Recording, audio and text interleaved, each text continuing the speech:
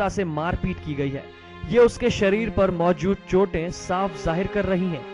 धन्नी देवी की कहानी सवाल उठा रही है कि आखिर अपने आप को इंसान कहने वाला आदमी इतना हैवान कैसे बन सकता है। लालच की बिसात पर इंसानी भावनाएं दम तोड़ती जा रही है। धन्नी देवी की आंखों में आंसू ये साफ जाहिर करते हैं कि इंसान अब संवेदना शून्य हो चुका है। अब देखना यह होगा कि आखिर इंसानियत को शर्मसार कर देने वाले इस वाकये पर महिला आयोग कितनी संवेदना से कार्रवाई करवा पाता है। कैमरामैन घनश्याम कुलदीप के साथ दिनेश शर्मा, एचबीसी न्यूज, जयपुर। तो आपने देखा कि किस तरह पुलिस भी रसूखदारों का साथ दे रही है और धन्ना देवी के आंसुओं की उन्हें भी कोई फिक्र नहीं है। इस पर ज्यादा जानकारी के लिए हमारे साथ जुड़े हमारे संवाददाता दिनेश, पुलिस भी पूरे तरीके से रसूखदारों का साथ देती नजर आ रही है और अब धन्ना देवी के सहयोग में महिला आयोग सामने आया है। क्या कहना चाहते हैं आप? जी बिल्कुल, देखिए विजेंद्र, जिस तरीके से धन्ना देवी के साथ बर्ताव किया जा रहा है वो बिल्कुल संवेदनहीनता की हद कही जा सकती है। न केवल जो दबंग है जो उसकी जमीन को हड़पना चाहता है वो लगातार उसके साथ मारपीट कर रहा है, बल्कि प्रशासन और पुलिस भी जो है वो दबंगों का ही साथ दे रहा है बजाय उस वृद्धा की मदद करने के। जिस तरीके से आप देख सकते हैं कि वृद्धा के शरीर पर चोटों के निशान है वो साफ जाहिर कर रहे हैं कि किस तरीके से, कितनी बेरहमी से, कितनी निर्ममता से जो है उसके साथ मारपीट की जाती है। अब तक 3 बार जो है वो मारपीट का शिकार बन चुकी है। उम्र आप वृद्धा की देख सकते हैं, 75 जो है साल अपने पूरे कर चुकी है वृद्धा, और उसके साथ इस तरीके से मारपीट की जाती है।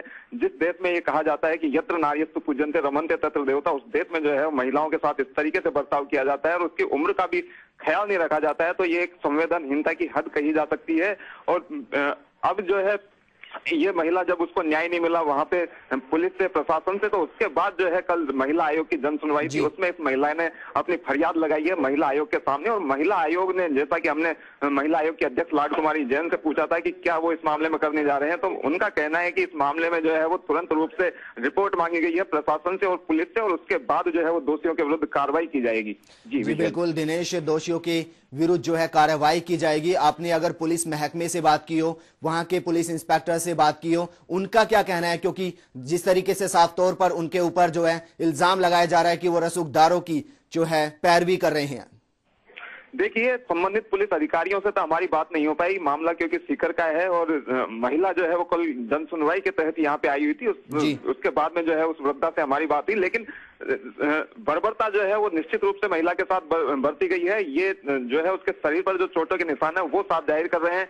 उसका मैं आपको बता दूं कि वृद्धा जो है वो अकेली रहती है, उसकी केवल जो पुत्र वधू है उसके साथ में रहती है और दबंग जो है वो बार बार जाके उसके साथ मारपीट करते हैं। गुंडों को वहां पे भेजा जाता है, कई बार पुलिस साथ में जो है वो गुंडों के जाती है और उसके साथ जो है मारपीट, बेरहमी से व्यवहार करती है, मारपीट उसके साथ की जाती है।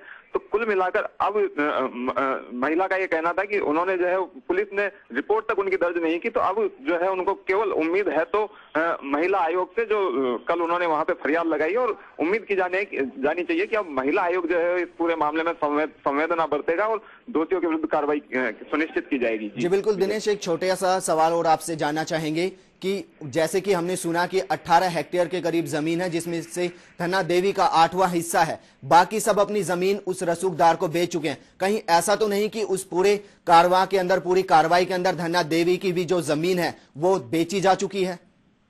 जी देखिए, जो कागजात हैं वो साफ तौर से धन्ना देवी के नाम है। जमीन के कागजात 10.85 हेक्टेयर ये पूरी जमीन थी, जिसमें से धन्ना देवी का जो है वो 1/8वां हिस्सा है।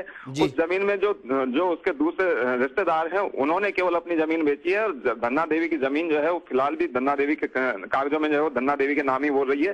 तो जो दबंग है जो उसकी जमीन हड़पना चाहता है वो चाहता है कि धन्ना देवी भी अपनी जमीन जो है उसको बेचे, लेकिन धन्ना देवी नहीं चाहती कि वो अपनी जो एक छोटा सा हिस्सा उसके हिस्से में आया है वो भी उसके हाथ से निकल जाए। उस मामले के चलते जो है वो लगातार उस पर दबाव बनाया जा रहा है, उसे जो है जान से मारने की धमकियां दी जाती है। बड़े दहशत के साए में जो है वो वृद्धा जी रही है और अब जो है वो कहीं ना कहीं उसे उम्मीद बनी है महिला आयोग से। चलिए दिनेश, हमसे बात करने के लिए बहुत बहुत धन्यवाद। तो जयपुर से हमारे जुड़े थे संवाददाता दिनेश। साफ तौर पर देखा जाता है कि रसूखदारों की दबंगी और पुलिस का उनको महफूज करना, उनका साथ देना कहीं ना कहीं धन्ना देवी के आंसुओं की वजह है और इसी की पीड़ा बयां की उन्होंने महिला आयोग के सामने। और अब सिर्फ और सिर्फ अगर किसी से उम्मीद है धन्ना देवी को तो वो है महिला आयोग से। एचबीसी विशेष में फिलहाल वक्त है एक और छोटे से ब्रेक का, जल्द हाजिर होंगे।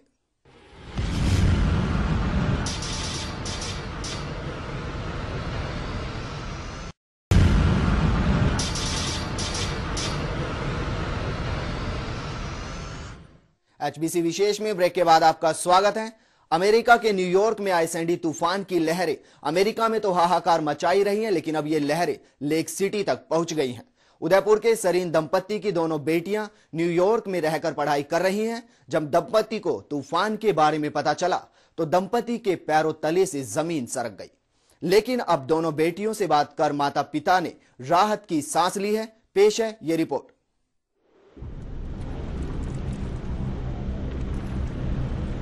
अमेरिका में आए सैंडी तूफान ने हजारों लोगों का जीवन अस्त व्यस्त कर दिया है।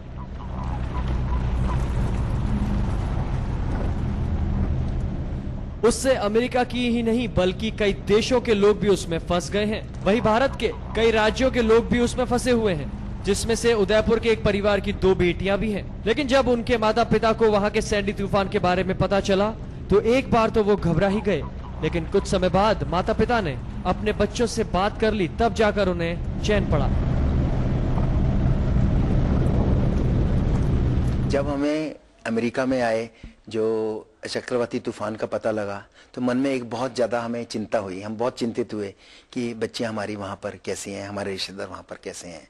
और जब तक उनसे फ़ोन पे बात नहीं होगी भाई, तब तक हम लोग बहुत ज़्यादा चिंतित थे। एक्सीडेंटल बातें होती हैं पर उसमें हम बैलेंस ऑफ माइंड नहीं खो सकते हैं, पर वो अंदर से इच्छा नहीं करती है खाना खाने की। एक बार लगता है कि पता चल जाए सब सकुशल है, तो वहाँ सब कुछ अच्छा है और सबसे अच्छी बात वहाँ अरेंजमेंट्स अच्छे हैं, तो ऐसी चिंता की कोई बात नहीं है। सैंडी तूफान ने कई लोगों की जान ले ली है और हजारों लोगों को बेघर बना दिया है।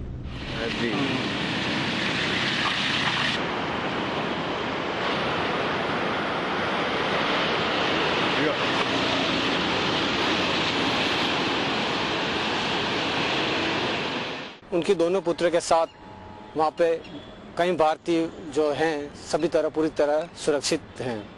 सबसे बड़ी बात जो इन दंपति को पता चली, वहाँ के न्यूयॉर्क के प्रशासन के पुख्ता इंतज़ाम। इन पुख्ता इंतज़ाम के चलते जनहानि काफ़ी कम हुई है। कैमरामैन प्रकाश मेघवाल के साथ प्रशांत सिंह डोडिया, एचबीसी न्यूज़, उदयपुर। आज के एचबीसी विशेष में फिलहाल इतना ही, लेकिन देश और दुनिया की तमाम खबरों के लिए आप देखते रहिए एचबीसी न्यूज़। नमस्कार।